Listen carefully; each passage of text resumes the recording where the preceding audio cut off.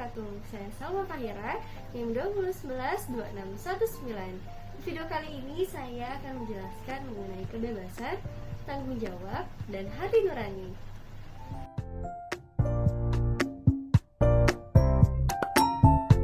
Setiap manusia pasti selalu menginginkan kebebasan dalam hidupnya, mau itu kebebasan dalam berpikir, berekspresi, maupun dalam melakukan kegiatannya yang lain. Kebebasan seseorang ini akan menyebabkan timbulnya tanggung jawab, dan tanggung jawab tersebut membuat manusia melakukan kebebasan berdasarkan dengan hati nurani. Kata kebebasan berasal dari kata bebas, yang mana dalam Kamus Umum Bahasa Indonesia, arti kata bebas terbagi atas 3 makna. Pertama, lepas sama sekali, tidak terhalang, terganggu, dan sebagainya, sehingga dapat bergerak, berbicara, berbuat, dan sebagainya dengan leluasa. Kemudian yang kedua, lepas dari kewajiban, tuntutan, ketakutan, dan sebagainya, tidak dikenakan pajak, hukuman, atau tidak terikat, atau tidak terbatas.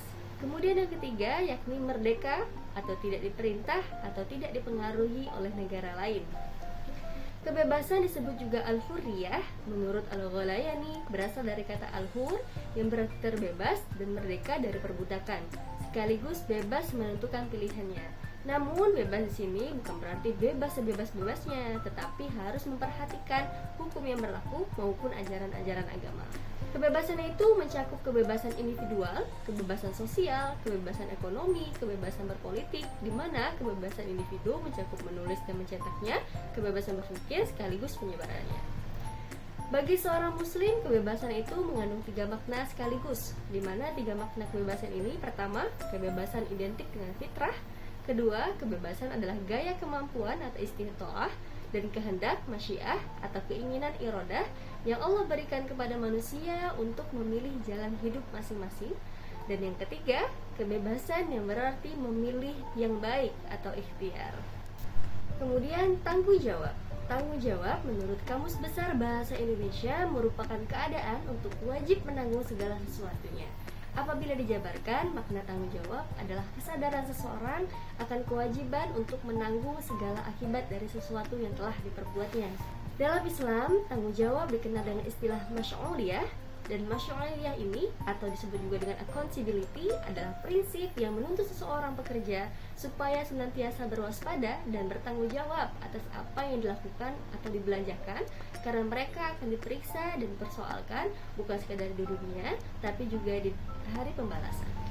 Tanggung jawab itu dapat dibedakan menurut keadaan manusia atau hubungan yang dibuatnya.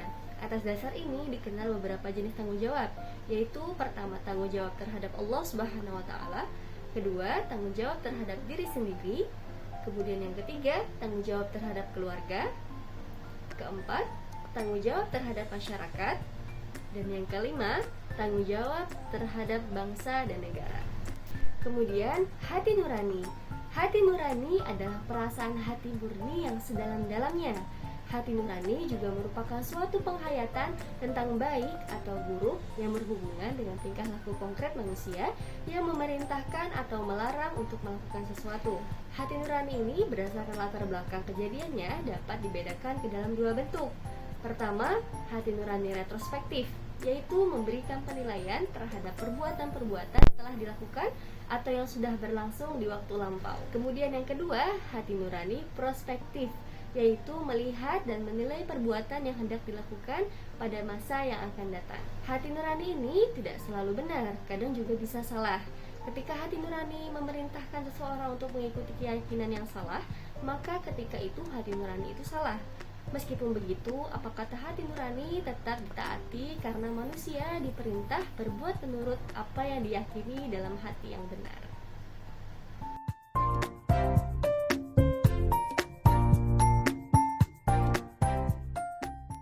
Baik, tadi kita sudah sedikit membahas mengenai materi kebebasan, tanggung jawab, dan hati nurani.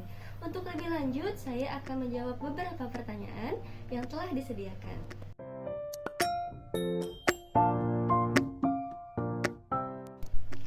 Pertanyaan pertama, bagaimana pandangan Islam terkait dengan kebebasan berpikir dan berpendapat? Kebebasan berpikir, menyatakan pendapat atau berbeda pendapat, itu merupakan kebebasan yang universal. Islam mengakui dan melindungi prinsip ini. Kebebasan berpendapat telah dipraktikkan oleh muslim sejak zaman dahulu. Salah satu contohnya adalah seorang sahabat yang mulia, Habab bin Munzir, yang memberikan pendapat secara pribadi dalam strategi perang Badar. Walaupun tidak sesuai dengan pendapat Rasul, namun Rasul tetap mengikuti pendapat sahabat tersebut. Nah, syariat Islam juga memberikan izin kepada muslim untuk mengemukakan pendapatnya. Hal ini tercermin dalam sikap Umar bin Khattab saat dirinya sedang berkhutbah di masjid tentang masalah mahar. Ada seorang wanita yang menyanggah perkataan Umar. Namun Umar tidak melarang sikap wanita tersebut. Ia justru mengatakan bahwa perempuan ini benar dan Umar yang salah. Nah, dengan demikian teman-teman dapat diketahui bahwa dalam berpikir maupun penyampaian pendapat itulah harus diiringi dengan amanah dan kejujuran dalam menyampaikan kebenarannya. Sebab tujuan kebebasan pendapat dalam Islam ini adalah untuk menjelaskan kebenaran serta membawa manfaat bagi yang mendengar, bukan untuk berkelit dari suatu perkara ataupun menutup-nutupi kebenaran.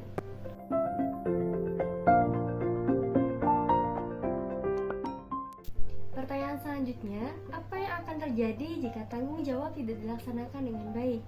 Apabila tanggung jawab tidak dilaksanakan dengan baik, maka pastinya akan sulit memenuhi apa-apa yang menjadi hak diri sendiri khususnya. Urusan apapun atau kegiatan apapun akan menjadi terbengkalai dan pastinya akan melanggar hak-hak dari orang lain yang bisa berujung kepada konflik dan perpecahan. Maka dari itu, apabila kita diberi tanggung jawab, maka hendaknya kita melakukannya dengan baik agar terjadinya hal-hal yang baik pula.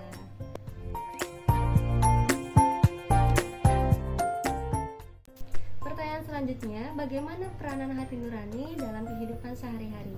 Dalam kehidupan sehari-hari, peranan hati nurani itu ada 3. Pertama, hati nurani dapat berperan sebelum suatu tindakan itu dibuat.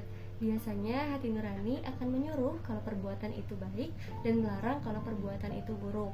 Kemudian yang kedua, hati nurani dapat berperan pada saat suatu tindakan itu dilakukan.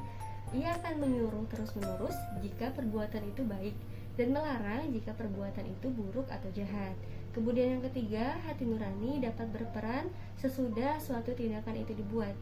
Hati nurani akan memuji jika perbuatan itu baik, dan hati nurani akan membuat kita gelisah atau menyesal jika perbuatan itu buruk atau jahat.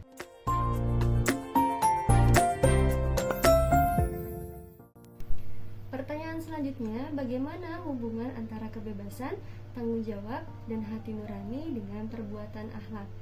Perbuatan akhlak itu adalah perbuatan yang dilakukan sengaja secara bebas untuk melakukan perbuatan yang baik.